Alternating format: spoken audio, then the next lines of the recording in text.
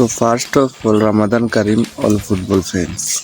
আর Barca fan হলো লাগে আজকে রমজান না, আজকে লাগে ঈদের দিন। লাইক সারাদিন থেকে আমার দিনটা অত বেশি বলা যায়, জাস্ট মানে কইয়া বুঝতাম পারতাম না যে সারাদিন থেকে যে আমার মুডে ধরো এখনো অফ হয়েছে না।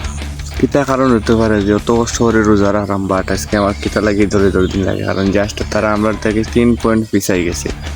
আর গতকালকে রাতে অ্যাটলেটিকো ডি মাদ্রিদ গেছে গিয়া উপরে এক ম্যাচ বেশি খেলাই, তারা মারা খাইছে রিয়াল বেটিস হলো কালকে। জাস্ট অ্যান্টনি শো আছিল লা লিগাত কালকে, জানি তোমার কালকে শোক আছিল হয়তো অ্যাটলেটিকো মাদ্রিদ আর অ্যাটলেটিকো বিলবাওর ম্যাচও। রিয়াল বেটিস আর রিয়াল মাদ্রিদের ম্যাচে তোমার তেমন একটা চোখ আছিল না। এই ম্যাচে তোমার কিচ্ছু যায় আসে না, আমি বালা করে জানলাম। এই ম্যাচটার প্রতি তোমার কোনো ইন্টারেস্ট আছিল না যে এই ম্যাচটা দেখা লাগবো বা রিয়াল বেটিস এলে একটা দুর্ঘটনা ঘটাইব। প্রথমে কিন্তু আমিও সিরিয়াসলি নিয়েছিলাম না রিয়াল বেটিসে, মানে আমি পুরা শিওর হয়ে আমিও মানে সিরিয়াসলি লইছি না। বাট যখন মোর ম্যাচও হঠাৎ করে আবার ঢুকছি আর ম্যাচের মোমেন্টাম দেখছি, ভাই কিতা চলে রিয়াল মাদ্রিদ বিএস রিয়াল বেটিসের ম্যাচও। টান উত্তেজনা, রিয়াল বেটিসের ফিল্ডও খেলা, দর্শক রিয়াল বেটিসের পক্ষে। আর রিয়াল মাদ্রিদ কালকে নাকানি চুবানি খাইয়া 2-1 গোলে জিতছে রিয়াল বেটিস। চিন্তা করছো, জাস্ট চিন্তা করো, রিয়াল মাদ্রিদ 3 পয়েন্ট মারা খাইছে। জাস্ট জানুয়ারিত কিন্তু 7টা পয়েন্ট লিড আছিল বার্সেলোনার থেকে রিয়াল মাদ্রিদ। আর কালকে ম্যাচ হয়েছে মার্চের 1 তারিখ। আর যদি আজকে রাতকে ম্যাচটা রিয়াল সোসিয়েদার লগে বার্সেলোনা জিতে, তাহলে বার্সেলোনা 3 পয়েন্ট বেশি থাকবো রিয়াল মাদ্রিদের থেকে। তো চিন্তা করো যে এই বছর লা লিগা খেয়ে জিতবো কেনা, এখনো কোনো একটা মানে কিছু কনফিউশন রয়ে গেছি। যারা জিতবো খেলে না, অ্যাটলেটিকো মাদ্রিদও জাস্ট আউটস্ট্যান্ডিং খেলা, কালকে বিলবাওরে 1-0 গোলে হারাইছে। আর বার্সেলোনা আজকে রাত যদি রিয়াল সোসিয়েদার লগে জিতে, তাইলে তারা টেবিল টপ করবো। অ্যাটলেটিকো মাদ্রিদের তো 1 পয়েন্ট আগে থাকবো, রিয়াল মাদ্রিদ থেকে 3 পয়েন্ট আগে থাকবো। আর যদি কোনো ম্যাচ স্লিপ না করে, তাইলে তারা যেহেতু আর অবভিয়াসলি ম্যাচ স্লিপ হইব, কারণ এখন অ্যাটলেটিকো মাদ্রিদের লগে ম্যাচ রয়েছে, এখন রিয়াল মাদ্রিদের লগে ম্যাচ রয়েছে, এখন বড় বড় ম্যাচ কটা রয়েছে আর কি লা লিগার। সো এগুলো না দেখে তো পাওয়া যায় না খেলা জিতবো লা লিগা।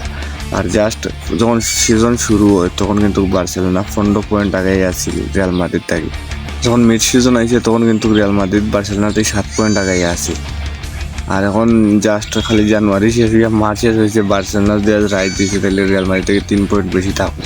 তো দেখা যায় যে লা লিগাত খুব বেশি নাটক চলে, আর এই নাটকের মাঝে পাক্কা মজা মিলে। কালকে রাত্রে ম্যাচটা যে মজা পাইছি ভাই, একজন বার্সা ফ্যান হিসাবে যে অত বেশি সুখর বিষয়টা মানে বোঝানোর মতন না। আমার জাস্ট নাচার ইচ্ছা করে, বাট রোজা মাইয়া দিন রোজা রাখছি, রোজা রাখে ভিডিও শ্যুট করিয়া অন্ত বেশি কিছু কোয়াত লাগলো রোজা মুখ রয়ে যাব, এর লাগে আমি আর বেশি কিছু কইরাম না। এমনিও মুখ দিয়া মাত পারন না, দিনের শেষ বাজবো ইচ্ছে ফেটেও গুলাইতেছে, পানির পেয়াসে খাইছে। সো দ্যাটস ওয়াই আর কি একটু আস্তে আস্তে মাত্রাও এনার্জি কমে গেছে পুরাটাও। তো Real Madrid BS Real Betis ম্যাচের তো স্কোর লাইন তো 2-1। রিয়াল মাদ্রিদ বর্তমানে লা লিগার পিছিয়ে থাকে, জিতবো এই বছর লা লিগা আর কি একটু কনফিউশনের মাঝে আছে, কারণ 3 পয়েন্ট পিছিয়ে থাকিয়া তো আর কোয়া যায় না যে বার্সেলোনা লা লিগা জিতে যাব, কারণ পয়েন্ট পিছিয়ে আছে অ্যাটলেটিকো মাদ্রিদ। আর আজকের ম্যাচে মাস্টলি জিততে হইব রিয়াল সোসিয়েদাদের লগে বার্সেলোনা, তাইলে তারা রিয়াল মাদ্রিদ থেকে 3 পয়েন্ট আগে থাকবো, আর অ্যাটলেটিকো ডি মাদ্রিদ থেকে 1 পয়েন্ট আগে থাকবো। তো রিয়াল সোসিয়েদাদের টাফ আমার অপোনেন্ট। আমরা দেখছি যে গত ম্যাচ আমরা হারছি রিয়াল সোসিয়েদাদের লগে, আর আজকে আমরা রিয়াল সোসিয়েদাদের গত ম্যাচের শুটটা লইতাম। আর ম্যাচটা শুরু হইব 9:15, ম্যাচ দেখার লাগে সব রেডি থাকো। রিয়াল সোসিয়েদাদের সবাই মিলে পিটাইম। So tata.